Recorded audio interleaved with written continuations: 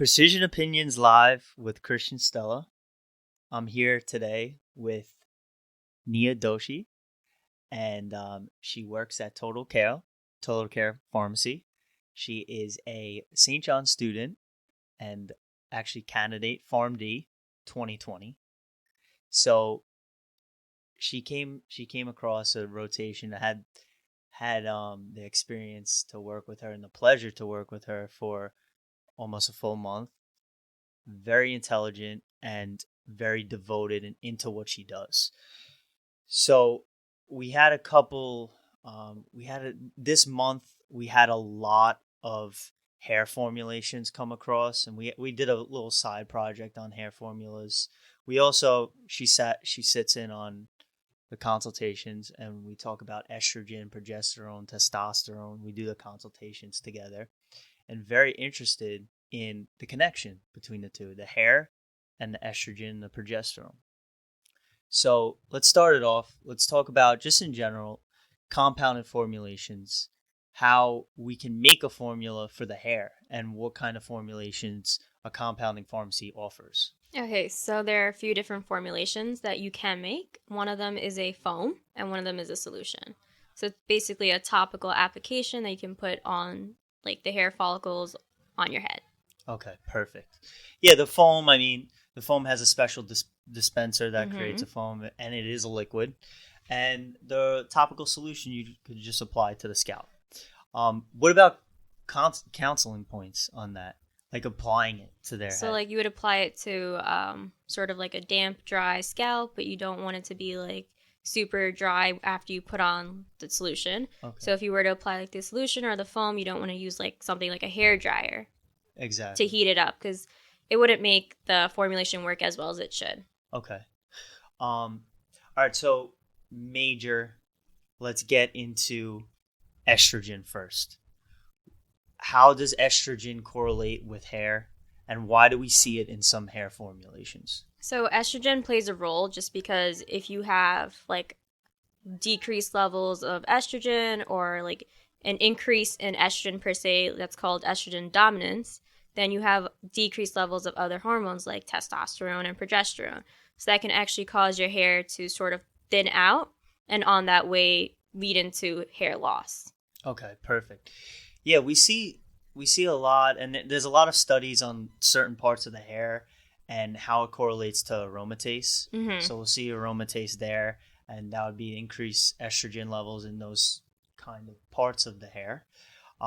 We also see that as estrogen increases, what happens is testosterone decreases. And the reason why it decreases is because estrogen increases and sex binding globulin actually increases as well. And that's what binds on to testosterone and puts it as a bound hormone in the blood, so it's not free. So if we have less testosterone, it's better for the hair as well. Yeah. So what about progesterone? So that also plays in, because if you have, again, estrogen dominance or a higher level of estrogen and progesterone is decreased, then it can lead to the same thing with the whole hair thins out, leads to hair falling out. But it also plays a role that if someone is going through perimenopause or postmenopause, your hormone levels are already in a decline.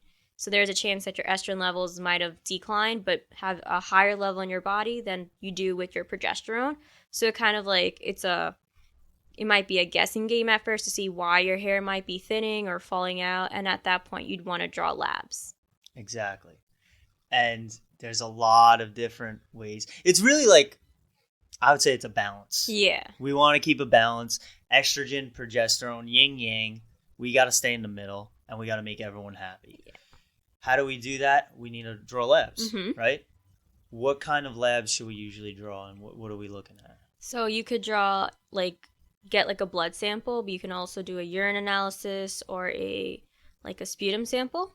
Yeah. So if you were to draw a blood sample, then you would obviously get a few other different types of labs drawn with it. So you would draw for, your hormones, progesterone, estrogen, testosterone, DHEA. You would also do cortisol. Then you would do a complete thyroid panel. You would add a CBC, and then a few other things here and there, just to make sure that this might be the true like estrogen progesterone thing, or it's the true like it might be thyroid mimicking it.